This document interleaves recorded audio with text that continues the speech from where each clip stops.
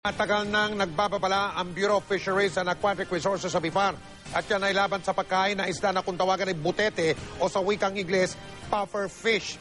Kasi po may lason yung isda na yan pero sa Bicol, natuklasan ng programang investigador na ang mga nahuhuling butete ay ginagawa pang daing at ibinebenta. Napagalaman ng investigador na sa ilang bayan dito sa Pilipinas, pinapatuyo o dinadaing pala ang tinatawag na puffer fish o isdang butete para gawing paninda. Mas mura raw kasi at mas maputi ang laman nito. Pero napatunayan ng mga eksperto na may taglay na laso ng ganitong uri ng isda. Meron siyang taglay na poison.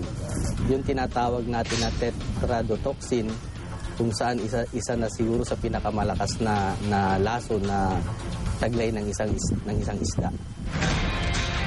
Ang kabuuan ng mga kwentong hindi tinantanan ng investigador sa bago ng araw at oras tuwing linggo na ng gabi pagkatapos ng 24 oras weekend simula Agosto 5.